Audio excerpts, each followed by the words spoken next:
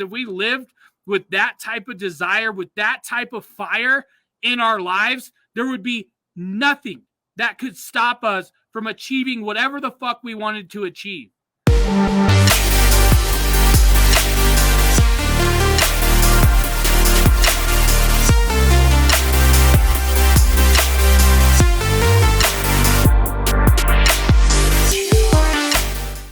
And I came across this story. I don't know if you guys know this story, but there was this guy completely broke, like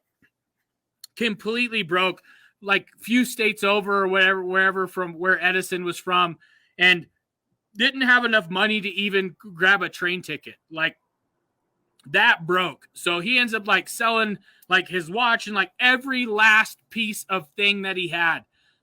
Dude's name was Barnes, last name Barnes, but he sells everything that he has, right? He sells it all to get a train ticket.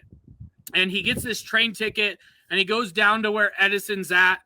Thomas Edison, this is who I'm talking about. And he goes down there and he freaking walks into this man's office and he's got so much desire, obviously. And it wasn't like right when he had the desire that he went down. They say that it took him like 8 months. So he had like the desire at first and then didn't have the money,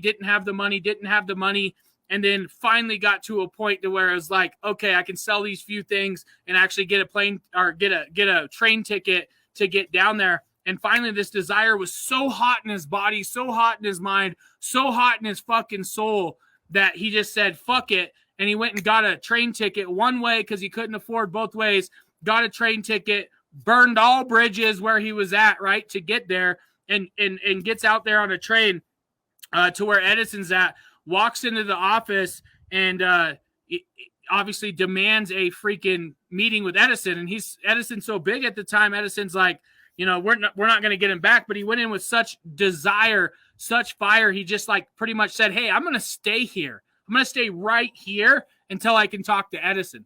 And so he waited an entire day, pretty much 8 hours out in that thing until the receptionist, our front desk person said, you know what?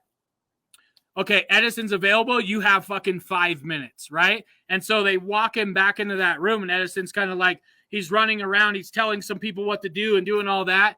And finally the people leave, and he looks at the guy, and he goes, what do you want? And he said, I'm going to be your fucking business partner. He said, I'm going to be your business partner. This guy, last name's Barnes. You guys can look this shit up.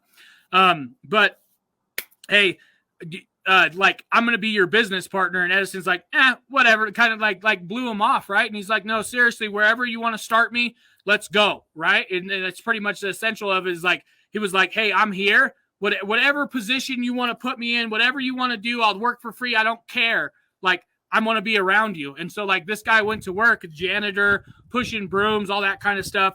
And he kept that desire of wanting to become his business partner, right?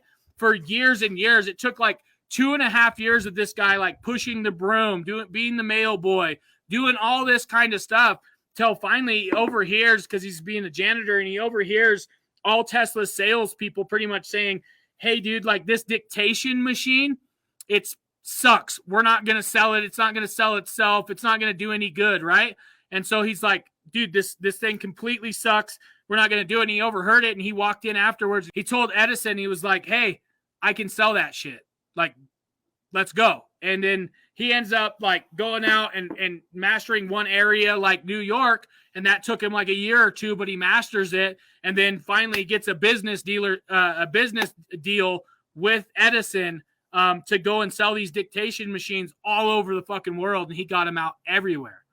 But so it all starts and ends with desire. And we all need to have a desire like Barnes, right? It's like I look at that dude's desire and I'm envious of it. And we need to be envious of it, because if we lived with that type of desire, with that type of fire in our lives, there would be nothing that could stop us from achieving whatever the fuck we wanted to achieve. And so how deep is your desire, right? How deep is your fire? Where is it at? You see what I mean? It's like that's the kind of stuff that we must start looking at if we want to change lives, if we want to make a fucking difference.